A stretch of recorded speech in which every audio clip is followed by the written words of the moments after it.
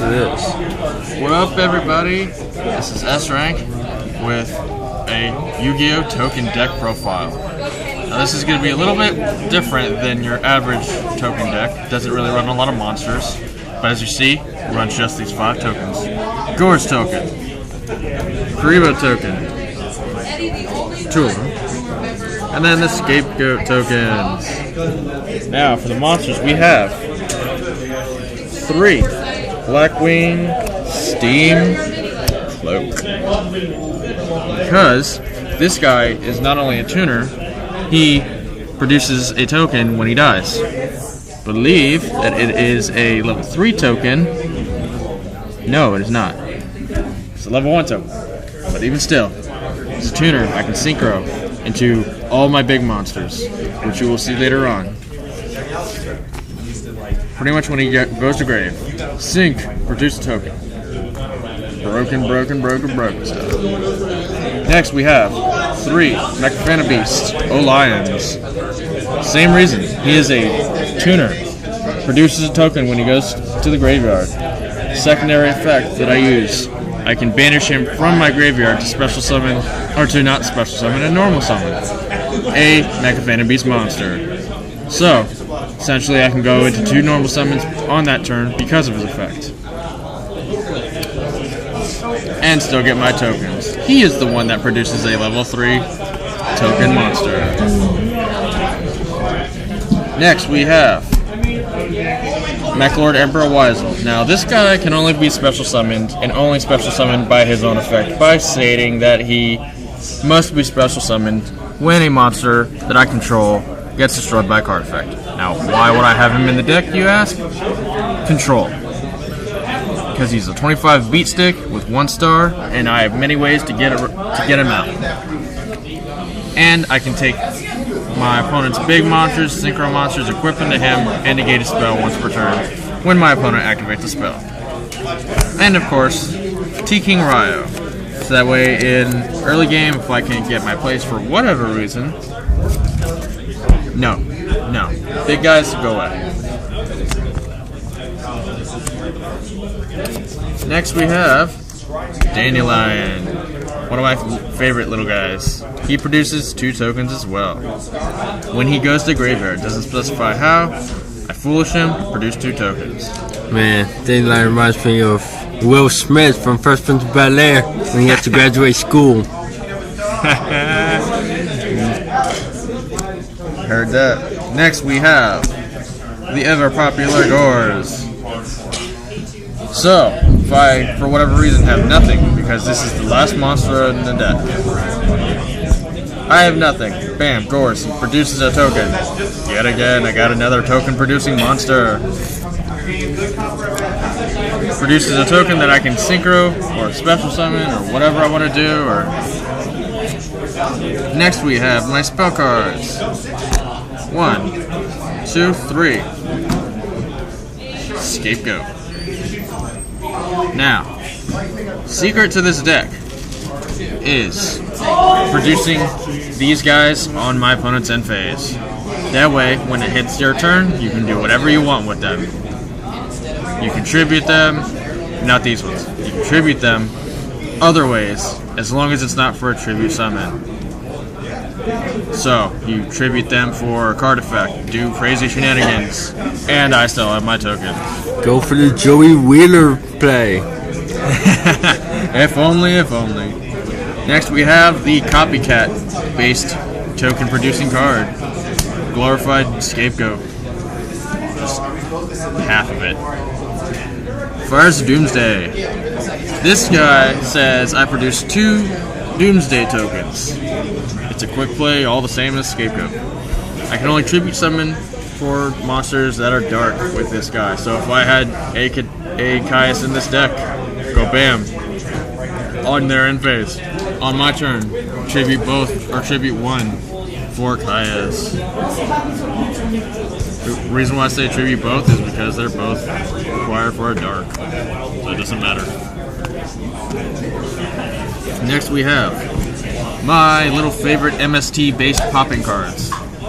Token Sunday. This little card says that I can pop all of my tokens So a maximum of 5, and pop an equal number of cards on the field. So on my side or on my opponent's side if I so choose to. And because of this card, I can special summon my Wise-Old. Why? Because my monsters are still getting destroyed by a card effect. Even if it's my own. Broken stuff. Next we have MST, to get around their stuff that stops my deck for whatever reason. So if they were to play something as weird as anti-spell fragments, requiring me to set all of my spell cards, I could say no. Get rid of it. Sure, I'd have to set that card before I play it, but you know, it'd get rid of something as stupid as that. Next we have Enemy Controller. I contribute my tokens and then take control of one of their monsters and synchro summon into something better. Best way to tribute and then get rid of him. Best way to get around tokens. Next we have Pot of Duality. Now, because you can use your token cards on your opponent's end phase or anytime your opponent does something on their turn, this card doesn't really hurt the deck. It can help you set up for your better plays. I don't have to worry about special summoning or not being able to special summon, because when I use this card, it ends up hooking me up with something better in the future turns to come. Polarization, 2-up. Why, you ask? Because this card is a fun little card to use for my tokens. What are tokens? They are normal monsters.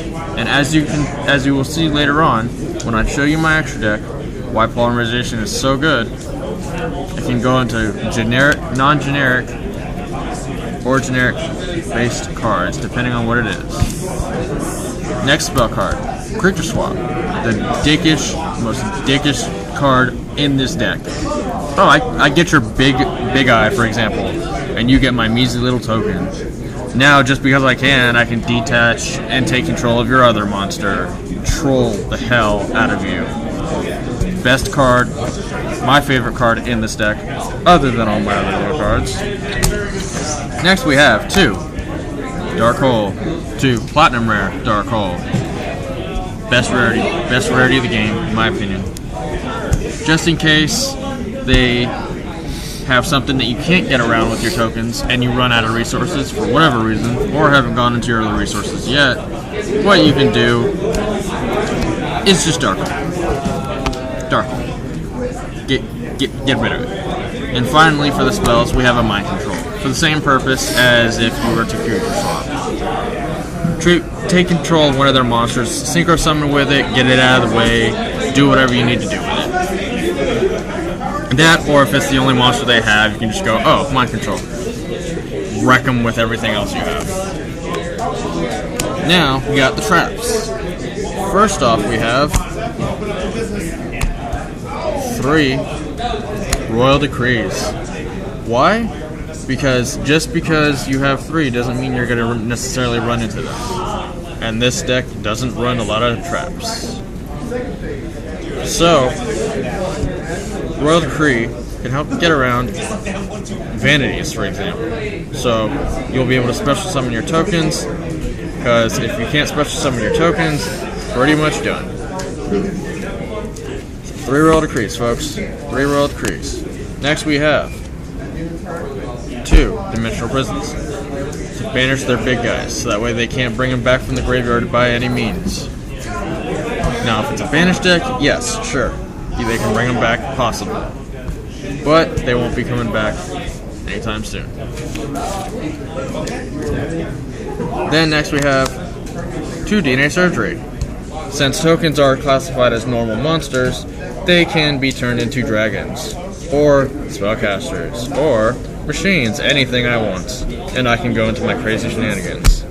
And finally, for the traps, we have Compulse. So if they bring out something that you can't get around, or that you can't target for attacks or anything like that because your guys are weaker, you go away. And they work that much harder to bring it back out. Finally, we have the extra deck. Extra deck is 1. First of the Dragons. this guy's requirement to fusion summon him is 2 normal monsters. So you use polymerization to fuse 2 tokens together to bring this guy out. 2 little weak, measly little tokens produce something big like that. Next we have 5-Hitter Dragon. May seem a little weird, but you know what? It is all good. Why? Because he takes any 5 dragons. And with DNA Surgery, you just turn all your tokens into dragons. And then poly out them all. So good. So good. Because he also cannot be destroyed by battle unless it's with a light monster. Now for Synchros, we've got Photon Pulse Dragon. Phonon. I'm sorry, Phonon. All these cards look alike sometimes. This guy's fun because you can also go into your bigger guys. If you can't by any other means, you just go, oh, I bring this guy out. He's a 4-star and he's a tuner, so you can go into further bigger things, such as Archimedes. Fun little card. You go swing. Response, you can't respond by any means. No Fader, no Mirror Force, no Deep Prism, nothing. Get out of here. Then we have Catastor. So if they have an element-based deck that's heavy in a specific element, you just go no. No. Heavy lights? No. Heavy darks? Yes, because that's the only thing that can around this guy. Next we have Goyo Guardian. This guy will just bring all of their monsters to my side, and they will become mine, at least for the duel. And then I can control the board that much better, and even use their monsters for synchro summoning because of my tuners. Unless you bet for cards. Don't do that, folks. Next we have Mecha Phantom Beast Concorda. I have not used this guy before. Sorry if I mispronounced that. This guy is going to be so good. Basically, I can say, oh, my tokens can't die by battle or card effects. Amongst other things, this guy is really good. Because then I can go, oh, level 4 lower Mecha Phantom Beast monster in my graveyard gets special summon. So special summon my tuner. My Mecha Phantom Beast tuner. Go into something better. What's up, Joe? Next we have another level 7. It would be Black Rose Dragon. Blow up all of their stuff. Everything. Go away. And then if I have Weisel in hand, I can use Weisel and special summon Weisel out. Why? Because every time or any time a monster would be destroyed by battle or destroyed by card effects, I can go Weisel. So they would have nothing, and the only monster out would be a Weisel to control the board that much better. Here we have a Crimson Blader.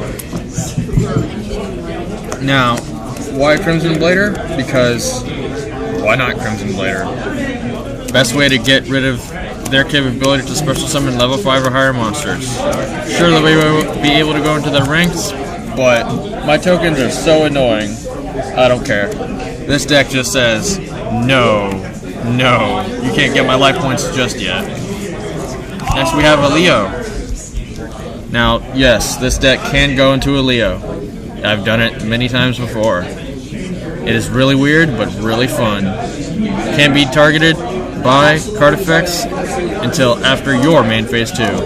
So during your opponent's turn, they can't target it by anything at all. They can destroy it all day, but if they have the cards, then it's fine. If not, they're And finally, we have Star Eater.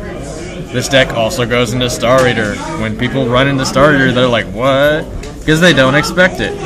Why do they not expect it? Because it's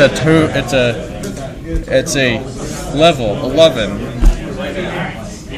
Now, yes, I can go into this guy. Why? Because I creature swap my opponent's monsters and then take them and then synchro and then go into crazy shenanigans. They have nothing and I have a Star Eater. Well, that is it for the extra deck, folks. That is it for the deck. This is S-Rank signing off.